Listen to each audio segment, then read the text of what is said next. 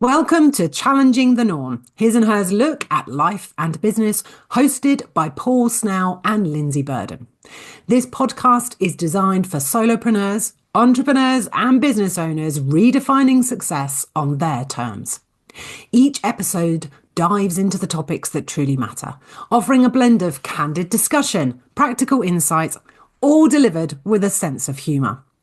We reality check the latest business trends while offering a fresh perspective that challenges conventional thinking. Paul partners with business leaders, leveraging cutting-edge neuroscience to demonstrate how people-centered strategies drive transformational success. While Lindsey brings her unique approach to business coaching, empowering ambitious business owners to achieve financial abundance and a lifestyle rich in time and joy, all without compromising what matters most. Together, we are challenging the norm. So grab a coffee or your beverage of choice and join us as we explore the art of creating a life and business you love. Well, here we are for another episode, but not just another episode, Paul. This is the first of 2025. And I don't know if you realise, not only have we done over 30 episodes and are actually getting closer to 40 than 30, but we started in February 2023. So we're actually coming to the end of our second year. Wow. I had no idea, but how good is that? 2 years. I know. And I think for me, it absolutely proves it's being consistent. It's starting, which we've talked about a lot. Get started. Don't worry about it being perfect and just keep going with it, because eventually you get to the point where you've done 2 years and nearly 40 episodes. Yay. What do you reckon to that? Fantastic. Love it. Love it. Well, before I go on, because we have a really good topic today, how are you feeling? Are you ready for 2025? Oh, yes, very much so. And we were saying before we started recording that it's pretty chilly today. Very. I have to say. I look out the window and yes, it's still frosty. And here we are at midday. So chilly day, but sun shining, and always makes me feel good. I like the crisp. If it's going to be cold, let's have it crisp and sunny and cold. Yeah. Not wet and horrible and cold. So no, definitely up for this one. Okay, so you're excited about 2025. Well, you didn't actually say excited, but I'm presuming you're excited. Oh, yeah. Year ahead. Now, it is the new year, and we've sort of set the stage and explained that. Now, I wanted to talk today about the pitfalls of a new year. I mean, for some of us, I am one of those crazy people that's like been planning since, September last year. I know where I'm going. I know what I'm doing. I'm super excited. I've got my projects. Everything feels great.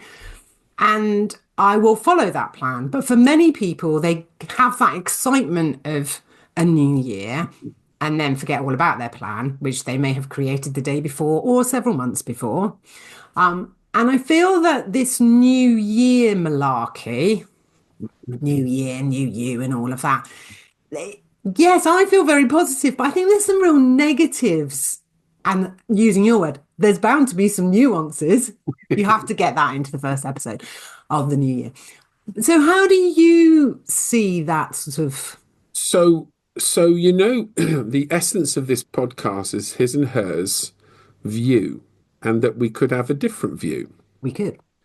In this time, your super organized, focused, disciplined persona is probably about as opposite from me as you get. Are you not like that? I not by default, only by discipline. Okay. I'm not naturally someone who's has the discipline to be organized. Now, we don't need to get into the bits that I love about personality profiling, but in the world of Myers-Briggs, you would be what's called a J and I'd be what's called a P. And the difference tends to be this. J's tend to be organized in a way that they do things step by step by step, planned out, clear, measurable movements forward. And that sounds great. And I work very hard to be as close to a J as I could be. But a P is very different. P's can get get distracted by butterflies and shiny things and realize that things have got to be done at a certain time. And what they tend to do is ignore that, then in the last minute work like Billy-O to deliver. And so that pretty much defines me. Now, the reason I explain all of that is because hand on heart, I don't have any strong attraction to going, oh, it's New Year, therefore. Yeah. I'm much more of a case of, right, I know I've got to do planning. I've got to get organized. In the years that I've recognized that, it becomes more of a discipline. But I don't have this, because, and lots of people do, they have this almost emotional attachment to the 1st of January. And I get why, because some people go, well, if I don't put a stick in the sand on a particular date, day, or time, then it'll just drift. And they're right. They're absolutely right. But I don't have any particular reason for me to pick the 1st of January. As far as I'm concerned, and this sort of goes back to stuff we've spoken about when it comes down to things like take action, right? Take action, do something. It's way better than just perfection. And for me, planning's the same thing. If you sit there and go, I tell you what, I'll do my planning on the 1st of January, everything gets launched and it's going to be fantastic. And then what can happen is you can go, oh, I can relax now. It's a bit like doing your tax return. I can relax now. I don't have to do it until the sort of 30th of January and it's due on the 31st. Oh, don't worry about it till then. And I think there's a risk of procrastination. And so for me, coming from that place of I'm probably your prime candidate of avoidance when it comes to planning in a very natural way, I put the discipline in to make it happen. I think procrastination on this can be pretty extreme at times. I think there's lots of things we can explore here. I think one, there is a real danger when we go, I'll wait till the new year. I'll wait till the new year. I'll wait till the new year. And because you won't just be waiting for the new year, because then it'll be, I'll just wait till Easter. Yeah. I'll wait till the May bank holiday, and we can keep on going. And then we push projects aside, sometimes through fear, it's that whole, I'm not ready, all the reasons we procrastinate, etc. So I think there is a challenge around putting such importance on the 1st of January. I mean, I'm as excited at the come September time. I don't know why, but even before I had children, I was like, oh, it's a new year. So I'm probably quite weird in many ways. I also want to come back to, you use that word discipline. Yeah. And I think there is a real challenge for people when they make themselves be disciplined about something that there is resistance towards. So you do not have to plan, you don't have to have this point in the sand or this line in the sand that's the 1st of January. You might need it to be around your financial year. And yes, some financial years do start in January. Others start in April, some in September. So there is these other elements. And I think it's really important that we think about what works for us as individuals, because I think if you try to be disciplined, I've got to create a plan, I'm not sure that you will have any connection to that plan. And I know you'll think you're not talking about it in quite the same way. But I think there is a real challenge for people when we put such pressure on the 1st of January. I don't know. I can only talk from a place where it requires discipline to do. And for me, I don't have an association with a particular date. I can see why some might, start of the financial year, that's a good date. I don't have that. But the discipline comes from going, if I don't, I know. So here's the thing. I know I need to commit. I know that bit. I also know the value of planning. I know that bit. Okay. I've also seen the results of planning. I've experienced that bit. I feel a but going on. But there's always a but. And the but is if we look at what it's like to create a habit, we go for this reward loop, right? Yeah. We do something, we get rewarded. Because it was good to feel that reward, we do that thing again. Simplest, in very simple terms. Yeah. For me, it is a case of making sure I recognize the value that planning brought to me. Yeah. because it's not natural for me. The idea that I do planning, I will commit to it. Absolutely, I will, and I'll do it. But if I don't at a point stop and go, wow, that was achieved because of what I put into it to plan, I don't recognize a reward. And then it just becomes a harder thing next time as well. I think there's another challenge, isn't there, around January? Because let's face it, it's the longest month, Yeah. and sometimes it can feel even longer than it really is.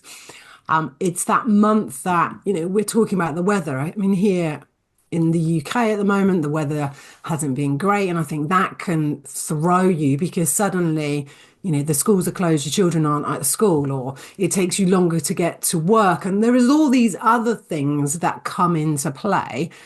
And I also think that when you put so much pressure on January to be your launch month, when everything's going to be great and from here it's all going to be wonderful and your plan, will be finished by the end of, I don't know, February. It feels to me as though we don't allow for the unexpected.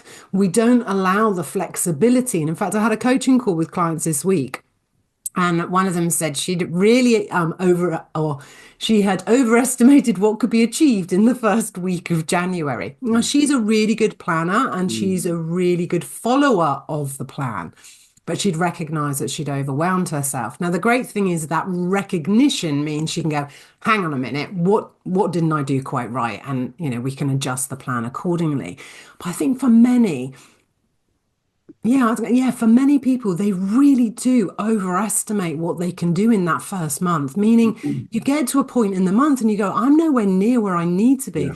And that is when you start going, oh, so what's the point? Or you start doubting yourself and going, oh, actually, I don't know enough about that. I need to go and do another course. Yeah. And off you go. Or, you get distracted by the pretty butterfly that's landed. That's an excellent point. So if we first and foremost we've gone right, let's look at planning, the implications or the feeling of, and the resistance to, right? And then we said 1st of January, because guess what? It's beginning of January. I think you raise an excellent point here because there are factors to consider that might be external to the process of planning. And you're absolutely right about January because I see this with clients and certainly when I'm working with other coaches. And just this week, I've had one conversation where someone has said, right, I launched on the 2nd of January. Here I am towards the end of the first full week and I've got nothing. And I go, well, hang on a second, hang on. Let's just make sure we get perspective right. First and foremost, most of the people I know didn't go back on the 2nd or 3rd anyway. No. They're back on the 6th. Guess what they're doing? They're trying to work out, and I'm paraphrasing all the activity. They're trying to work out where are they at today. It's the beginning of January. What have I forgotten? Yeah. What did I do over Christmas? Oh, well, I spent too much time X, Y, and Z. So this week, they almost are spending time orientating themselves. I agree. Where am I? So if you are a small business owner, a service-based business would be a good example. Having an expectation that you've got significant traction in that first week of January, you are most certainly going to be wrong. And so you make such a good point about this idea of external factors. So if we pick another month, right? So you quite like September. Let's pick September. The external factors from a commercial standpoint are pretty limited. You might say kids go back to school and all that sort of stuff. I get that, but that's more process than it is commercial, and it's more personal than it is commercial. The trouble is with the beginning of January, and it's not, by the way, this is not to say don't launch in January. I'm just saying set your expectations right if you're going to go in January. Yeah. And you've raised a really interesting point, which has nothing really to do with this particular episode. But the number of people you go, I've got this offer and I've put it out there and nobody's bought. Yeah, nobody's bought yet. Yes, exactly. Yet. And it might be that you need to go back and look at it and make sure that everything's right, might need some tweaks, etc. But it's that instant gratification. And we've talked about that before. It's got to happen now. It doesn't happen like that. And I do think this particular year has been really strange because it hasn't started quite as early as Yeah. as it feels that we normally do, and the sixth being quite late, and then children not going back on the seventh. But I just wanted to come back to that. And I'm sure you may or may not agree, we need to be careful about putting emphasis on external environments, reasons, etc. There are occasions, and I think particularly personally, when there will be external factors that impact the number of hours you can spend in your business, for example.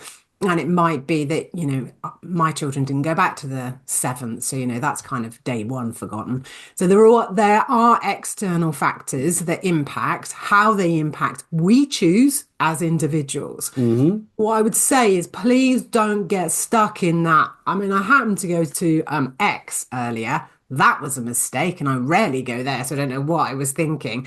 But it's all about the economy and how it, here in the UK, it's awful, and people across the water will tell us in no uncircumstance, terms how bad we are, which always makes me laugh. So, just be aware of those things that you do have control over. And we've talked Correct. about that before because that's really important. So don't look for something external to blame, but there could be personal reasons and external factors that are impacting. But I really do think, Paul, that we just put too much onerous. We make January too onerous. We put too much pressure on January. And that's coming from a person that loves the month. Yeah, I agree. But for all the things we've said so far, the external factor thing, for me has implications. It's not always something you see that for me, I have this very clear view on the circular nature of procrastination. Right? We decide to do something, we have really good go at it, something knocks us, we start to blame something else, and then it's everything else's fault that we're not achieving what we're looking to achieve. I get that. But there are some factors that we can sit down, and your prime example would be, we started later this month than we normally do. The sixth is a bit later. That's an external factor we don't control. Yeah. However, I think it's really important that we do raise this issue of the blame game. That we take into account the fact that, and I know this intimately, because it's a distinct habit that I used to have a lot. I'm incredibly good at negotiating with myself. In fact, I always win. And Surprise. yeah, I know. And I sound like I've got these different personalities banging around, but I don't. The reality is, human nature is designed around whatever's easiest feels the best thing to do. Hmm. Always, it's just human nature, right? When we were hunter gatherers, it was a question of if you could find something to eat or kill or find whatever it is the quickest way possible, that's what you did, and you did it to reserve the energy, right? So you wanted to make sure your energy was preserved for times when you really needed it. So coming back to 2025, here we are, and we have this innate desire, wrong word, preference to doing something that's easy. And I think we need to be very careful that doing easy, we don't start blaming something else for the fact we have not taken action. And it can get very, very easy to do that. And so when I come back to what I said at the beginning about the discipline, I would probably revise that. It is a discipline, but it's a bit more rounded than that, which is rather than say, oh, I need the discipline to plan, it's more about recognizing why, recognizing what it does for you, recognizing why it's important to achieve those outcomes that you want to achieve. That should be the draw, right? We talk about action and reward. We want to make sure the reward's there. So when I do planning, for example, I know there are very black and white steps. I know a process. I've got a framework, all of that. That's fab. But I do recognize I need to be able to see the reward. That's very powerful for me to go, if I don't, and rephrase it, if I do the planning, this is where I'll end up.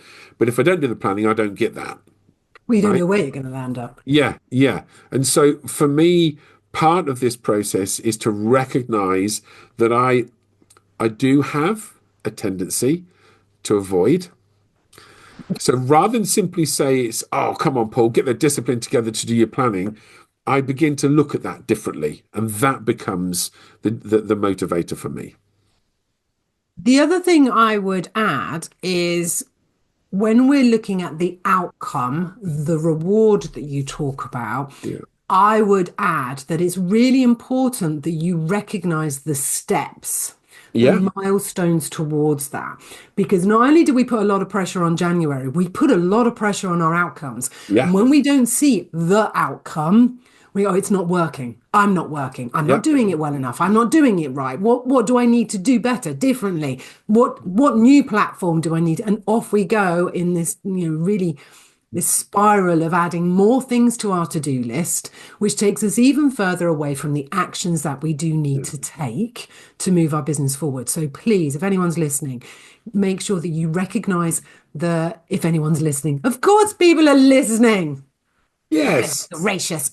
Make sure that you're recognizing and celebrating the steps that you take and the milestones that you achieve towards that Yeah. outcome. And make sure they're small enough. Yes. If you're going to celebrate wins, make sure the win is a doable win and that isn't tied to a particular condition. So if one win for January the 6th is simply that you're in front of your laptop and you've taken an action to do some LinkedIn post, whatever it might be, make sure you celebrate that. Right. I appreciate that doesn't mean you have an inbox full of orders people want to place on you. But it is important to recognize the small wins because you're dead right. They tend to drive motivation. They tend to drive our desire to do more. If you set yourself a win that says, I need to have 5 orders by close of play on the 10th of January, I'm not saying it's impossible. Please don't think that I'm talking about limiting yourself, but it's a big ask. It's a big Yeah, it ask. is. And then what happens, and I've certainly seen it with my clients and probably have done it myself, is that when we're not achieving those income goals, what we do is we reduce the income goal. And Yeah. that's not the way to do it because, Yeah. we need something that will stretch us. What I am seeing more and more of, and I know I've taken on board, let's forget these hairy, scary goals. Yeah. Let's make them really, really Yeah. achievable.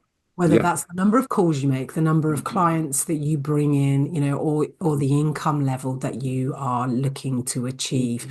Because I think the time of big, hairy, scary goals has gone. Yeah, I do too. And I don't think they're helpful. And I know certainly I've done that in the past, Yeah. and it's not been helpful. No. And I haven't reduced them. I've just left them there. So right, the alternative to my clients where they go, oh, I'll just reduce it by a couple of grand. I mean, theirs aren't even hairy, they're not hairy, scary goals. They've just gone, oh, I haven't achieved that. Yeah. Where mine have just been hairy, scary and just left them there. Useless, by the way. Don't have big, hairy, scary goals.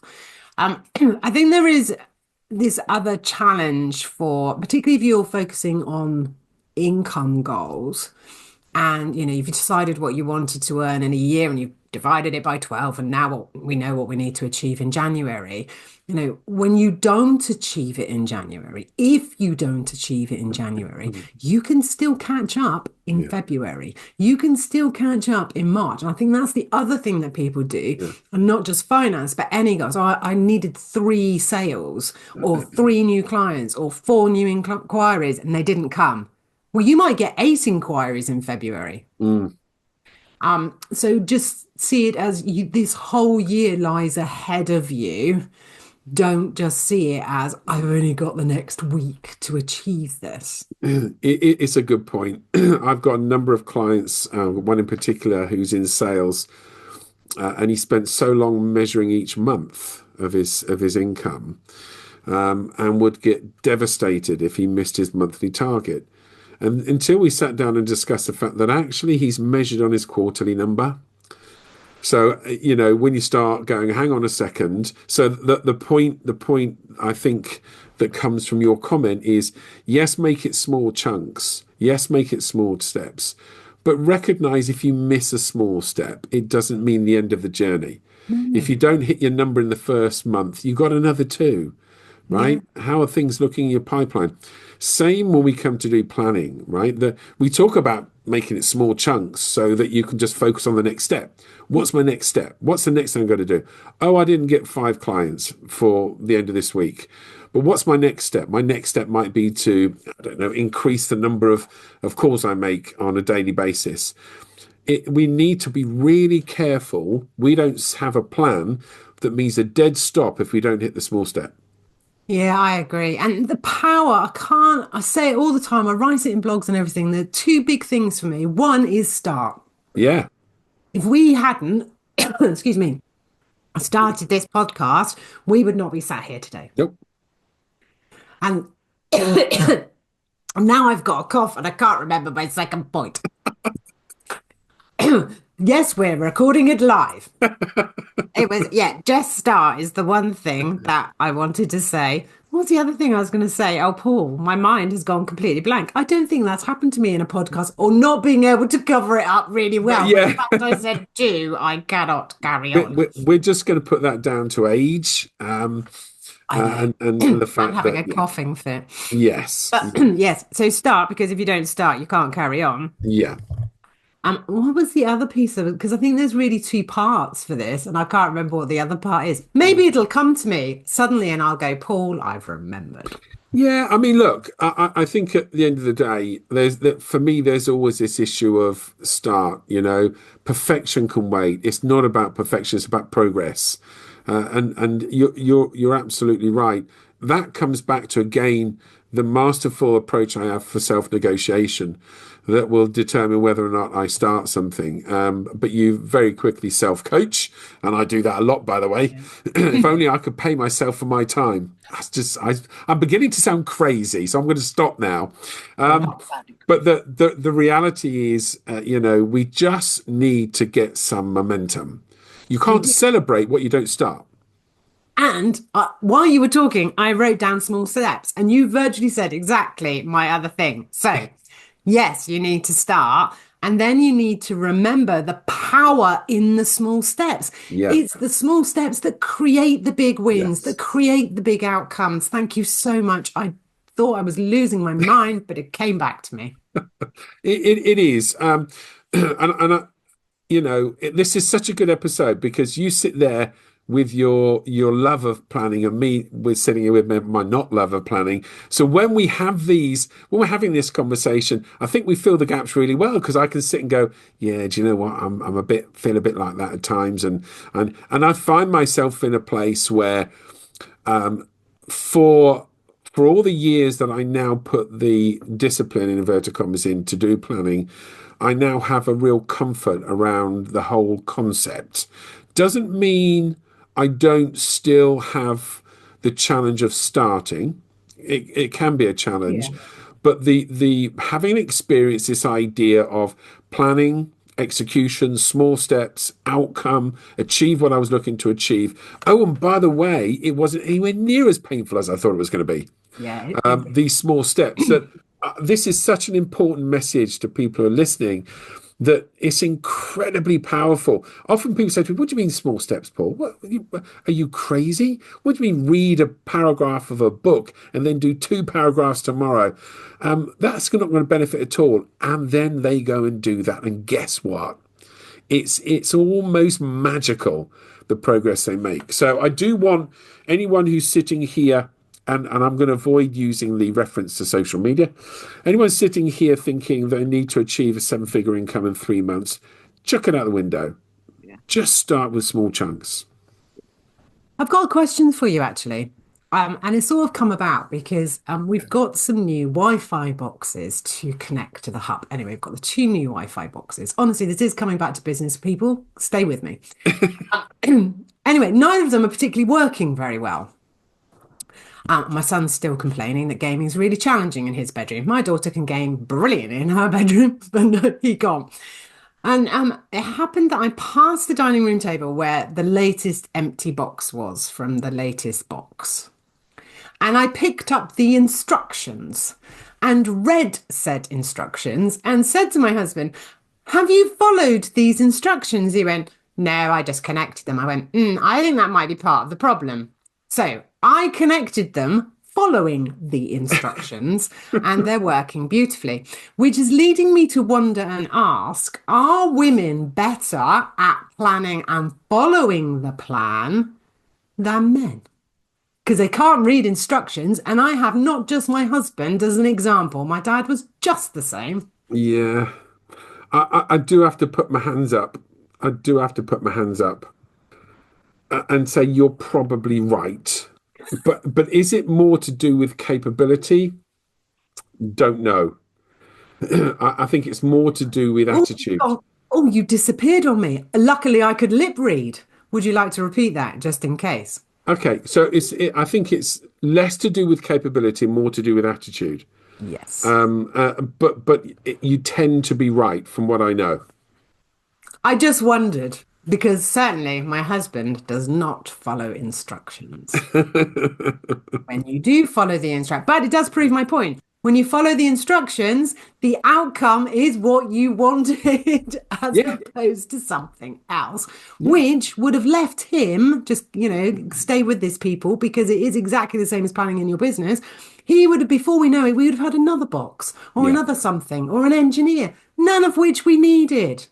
So he would have created work so people get a really good plan, commit to it, and follow it. Yeah, and get a really good plan.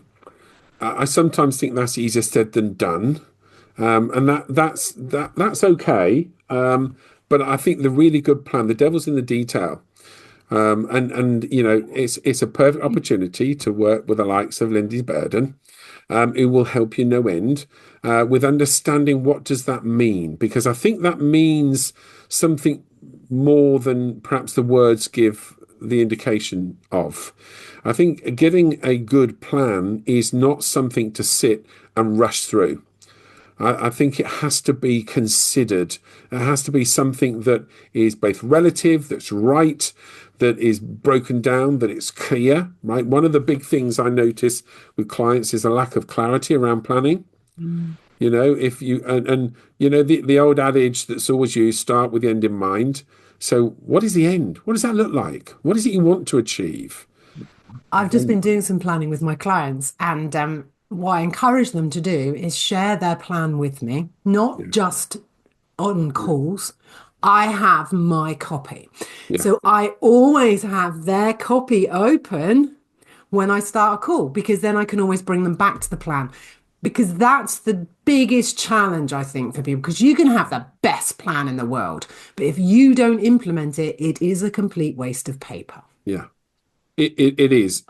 You're absolutely right. So spending the time getting a good plan is only ever good if you actually take the steps and do the thing. Correct. And to be fair, to us, and I have to be careful here because doing this for many, many years, it sounds obvious, but it's not always obvious. It's Do you know what, Paul? I think it's the obvious stuff that's so easily forgotten and missed. yeah, I think it is I almost swore then.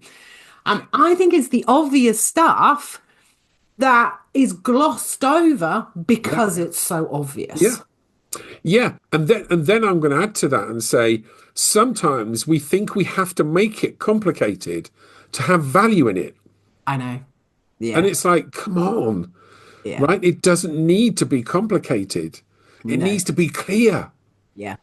And that's where I think it, no, I think that can be where the true benefit of having somebody on your Yeah, side it is. makes It all the is. difference, whether it's a mentor, a coach, whoever it is, having someone that brings you back to that plan when you have forgotten it, that makes sure that if there is an element that you're working on, you do you've said it before, the devil's in the detail. And I think it's really easy for us to overlook. It's really easy for a fabulous plan to be made because it's the 1st of January and then it gathers, Yeah.